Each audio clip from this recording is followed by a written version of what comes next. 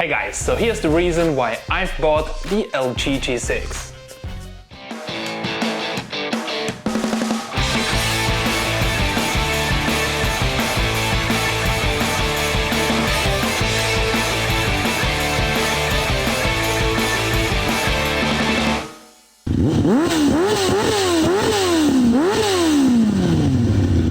So what if I tell you that those shots you've seen before would not have been possible with any other phone?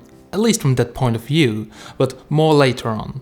Last week I bought the LG G6 and it was a great choice. At the beginning of this year when I was on the MWC, I didn't like the G6 at all. Just like everybody else, I was like, hey, this phone comes with a last year's processor and a useless display ratio, and I kinda flagged it as trash on the checklist in my brain. But when I visited Martin from TechAltar for our collab video, I did hold it in my hands and was like, Jesus, it does feel as bad as I thought, and also I was really impressed by the dual cameras. I really already liked the wide-angle mode on the LG G5, but to be honest, the build quality was just crap, the resolution was bad and the G5's modular design was a huge fail. The G6 now comes with a basic metal glass smartphone design and very small bezels. Not as small or fancy curved like on the S8, but to be honest, I didn't like the S8 at all. And I had the S6 Edge in the past and I've barely used those edges and edge gestures. And also when you drop it, you can easily break the screen, so that was actually a no-go for me. So yeah, I really like the design. I think the design is just beautiful, even though the full vision 5.7-inch 18:9 screen doesn't really make a difference. If I wouldn't know that it's a different format, I probably wouldn't even notice it, and the only difference is that I see black bars on YouTube videos in full screen and that the screen to body ratio is improved and it's easier to use with one hand. The bigger display also offers plenty of space to use two apps simultaneously with the split screen feature, and the overall body quality of the smartphone is really just great, but the backside scratches easily, so definitely get yourself a case. I can't even remember how often I dropped the phone, but it was at least 10 times and nothing happened due to the cover. And the phone itself is also really robust and water and dust proof. The G6 comes with all the features I would want to have on a 2017 flagship. NFC, fast charging, a fingerprint scanner, a 1440x2880 pixels display, dual cameras and Android 7.0 with frequent updates. Battery wise, it's average. I'm getting my 4 to 5 hours of screen on time and I can recharge it from 0 to 100 in around 1 hour and 30 minutes. That's fast. It's not a battery monster, but also not bad, and sometimes on days with heavy use I grab a power bank, but on my average days it lasts for me a complete day. So the G6 is absolutely reasonable priced and its price dropped a lot in the past months. It's just like with the last year's G5. I now had the choice to pay a few $100 extra to get the S8 or for the same price the OnePlus 5. And guess what? The LG G6 made it. Now one of the main reasons was the dual camera. The LG G6 definitely does not have the best image quality out there, but its wide-angle lens is a huge advantage. For me, the best images are not always the sharpest ones with the highest resolution. It's all about how you capture the moment, and sometimes a wide-angle lens just gives you the extra field of view you need for that. And also, I really enjoyed having that feature in video mode. Now instead of switching the lens like I did on my DSLR, I just need to press one button and I can get a whole different scene, so check for yourself.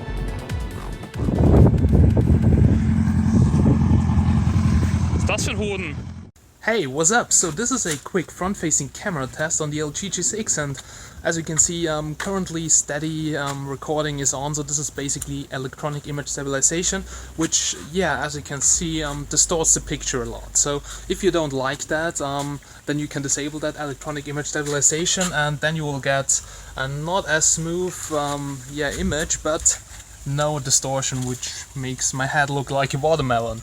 But anyway, that's the front-facing camera quality on the LG G6, but now I want to show you something. Here comes the magic button, and there we go.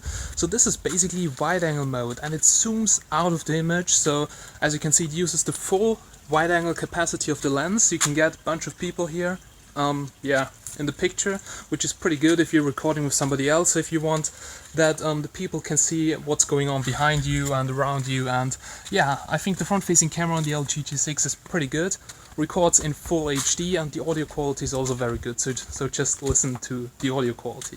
Alright, so this is now a quick test without steady recording, and as you can see, it's now a little bit more shaky, but I like it more because it does not distort the picture.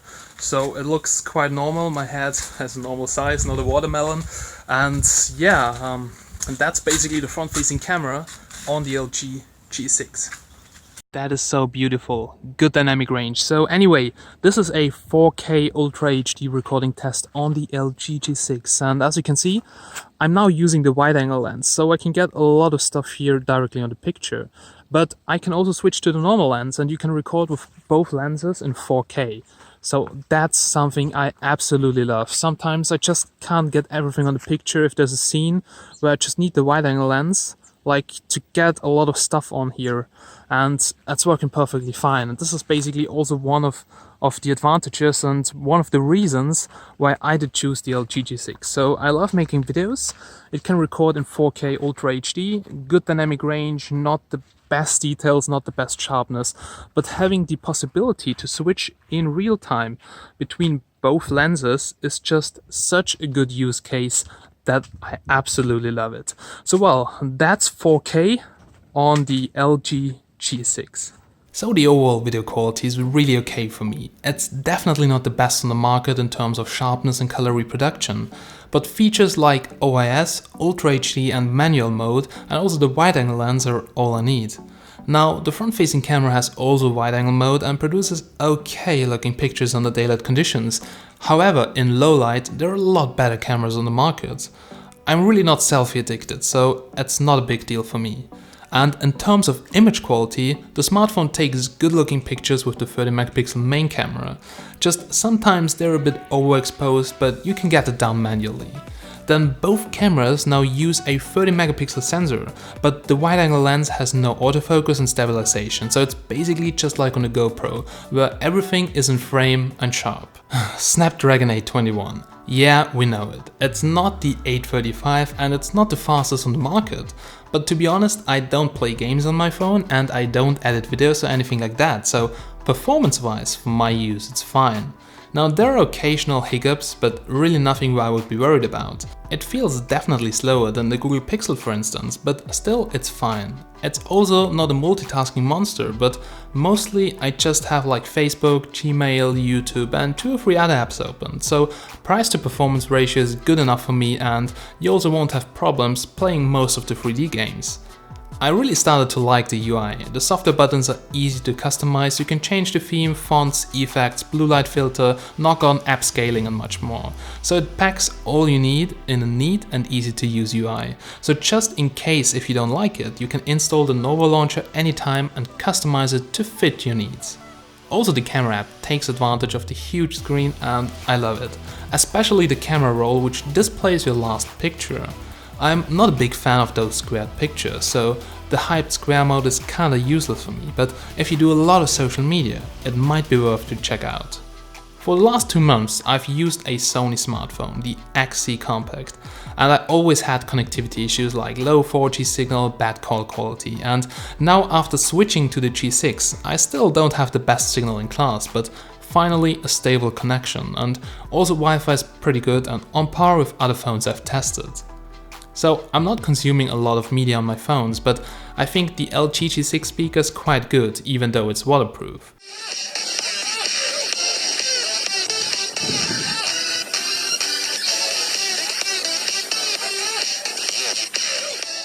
It's only weird sometimes when you go full screen on YouTube that you see those bars on the left and right side, but the screen is big enough so I don't really get annoyed by that.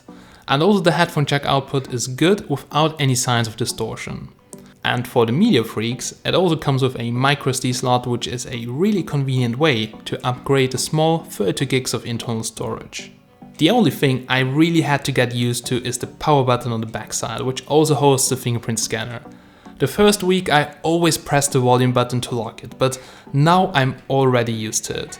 The fingerprint scanner works fine, but there's a small delay between recognizing and unlocking. It's not really something I would be worried about and actually not really worth to mention. So overall, I think that the LG G6 is definitely an underrated smartphone, and here comes my final conclusion. Alright guys, so we're now here at the end of this video, and here comes quickly my final conclusion about the LG G6. So I'm not anymore after the fastest smartphone on the market. So 2 years ago, probably I wouldn't have bought the LG G6 because I was like, I need the fastest one. I basically bought the OnePlus One at the beginning and I tweaked the kernel. I did put it into the fridge to get a high-end Tutu score just to get the temperatures down and some sick shit. I was really like, I need to get the fastest phone on the market. But right now my life has changed, and usually what I do on my smartphone is I check Facebook, I do my mails, and I take a lot of pictures.